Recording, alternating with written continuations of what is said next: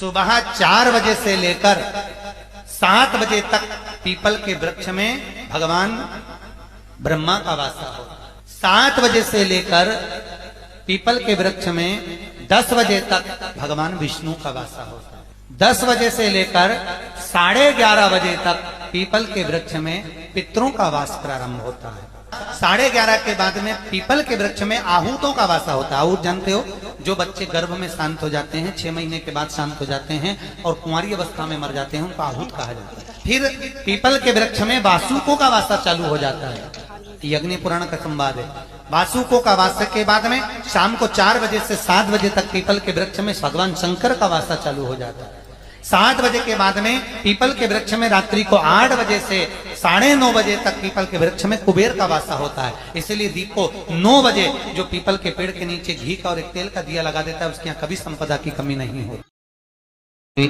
आज शनिवार का दिन है, जिस दिन हिंदू धर्म में ये दिन पीपल के वृक्ष के लिए पूजनीय होगा। जो भी शनिवार के दिन पीपल के वृक्ष की पूजन करेगा, दूध चढ़ाएगा या मिष्ठान का भोग लगाएगा, लक्ष्मी और नारायण उसके घर में प्रवेश कर जाएगा। लक्ष्मी जी बोली, नारायण आपने तो एक दिन का वार लिख दिया।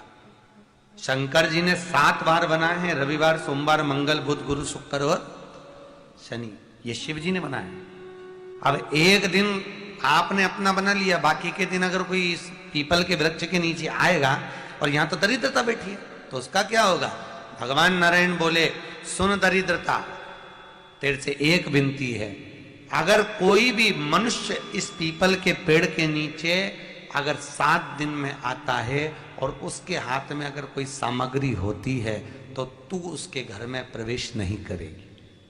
नियम है पीपल के वृक्ष का, या तो पानी का लोटा लेकर जाओ, कुंकू का चोपड़ा लेकर जाओ, शक्कर लेकर जाओ, या पेड़ के नीचे चींटी को डालने के लिए आटा ले जाओ, पर खाली हाथ पीपल के वृक्ष के नीचे कभी मत जाओ। खाली हाथ जाओगे तो दरिद्रता तुम्हारे घर में प्रवेश करेगी। दरिद्रता उठकर खड़ी होकर बोली, नारायण तुमने अपनी मनमानी करी है, एक दिन मुझे भी मेरा चाहिए।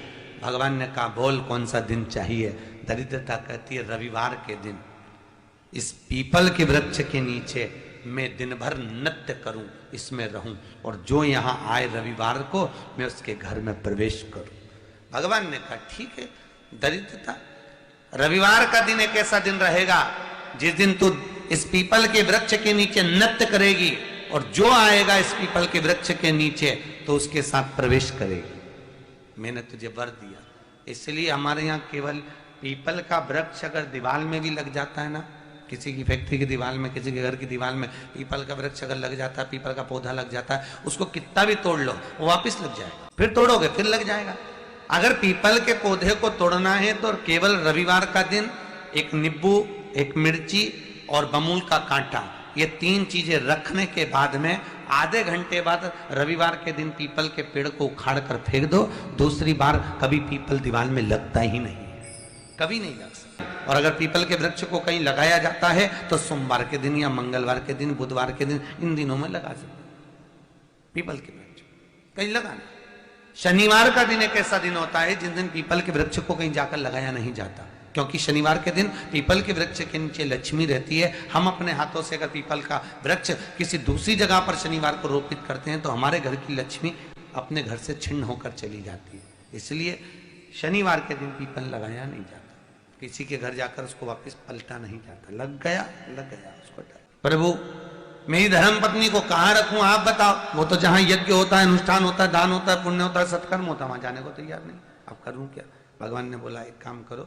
दुर्वासा जी बोले, जिसके यहाँ रात्रि में बर्तन झूठे पड़े रहते हो उसके घर में इस दरिद्रता को लेकर तुम प्रवेश कर जाना।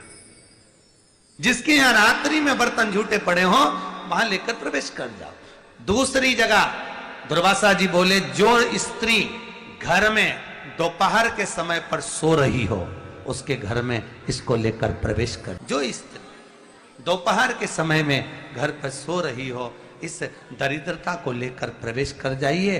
तीसरा, जिसके यहाँ पर दरवाजे पर कांटे वाले पौधे लगे हों उस घर में इस दरिद्रता को लेकर प्रवेश कर जाए। जिसके यहाँ पर भी अगर थोड़ी सी भी परेशानी होती है, थोड़ा सा क्लेश होता है, अशांति होती है, लक्ष्मी नहीं टिक रही हो, काम नहीं बन रहे हो, बहुत प्रयास करा जा रहा हो और हमारा कार्य नहीं होता, तो क्या करते हैं? फिटकरी और नमक को पानी में डाल देते हैं और घर में पोछा लगा देते हैं। आप लोगों ने आजकल फेसबुक पे भी पढ़ा होगा, व्हाट्सएप पे भी पढ़ा होगा। तो क्यों लिखा उसमें? उसका कारण ही केवल ये है कि दाता और विधाता की प्रियता उसमें। माता ख्याति के जो 4 बच्चे हुए इसमें जो सुबह 4 बजे से लेकर 7 बजे तक पीपल के वृक्ष में भगवान ब्रह्मा का वासा होता है। 7 बजे से लेकर पीपल के वृक्ष में 10 बजे तक भगवान विष्णु का वासा होता है। 10 बजे से लेकर 11:30 बजे तक पीपल के वृक्ष में पितरों का वास प्रारंभ होता है। 11:30 के बाद में पीपल के वृक्ष में आहूतों का वासा होता है। आहूत जानते हो, जो बच्चे गर्भ में शांत हो जाते हैं, 6 महीने के बाद शांत हो जाते हैं और कुंवारी अवस्था में मर जाते हैं, उनको आहूत कहा जाता है। फिर पीपल के वृक्ष में वासुकों का वासा चालू हो जाता है। ये अग्नि पुराण का संवाद है। वासुकों का वासा के बाद में शाम को 4 बजे से 7 बजे तक पीपल के वृक्ष में भगवान शंकर का वासा चालू हो जाता है। 7 बजे के बाद में पीपल के वृक्ष में रात्रि को 8 बजे से 9:30 बजे तक पीपल के वृक्ष में कुबेर का वासा होता है। इसलिए दीप को 9 बजे जो पीपल के पेड़ के नीचे घी का और एक तेल का दिया लगा देता है, उसके यहाँ कभी संपदा की कमी नहीं होती। कभी शिव मंदिर में जल चढ़ाने का मौका मिले और आप शंकर जी के मंदिर में जल चढ़ाने के लिए जाएं, तो केवल जल चढ़ाकर वापिस मत आना, केवल बेलपत्र चढ़ाकर वापिस ना आना, दिया लगाकर वापिस ना आना। आते आते बाबा भोलेनाथ जी से ये भी पूछ कर आना, बाबा आप मंदिर में बैठे रहते हो, बहुत दिन हो गए आपको बैठे बैठे, चलो आज मैं आपको मेरे साथ लेकर चलती हूँ और मेरे घर तक लेकर चलती हूँ। श्री शिवाय नमस्तुभ्यम्।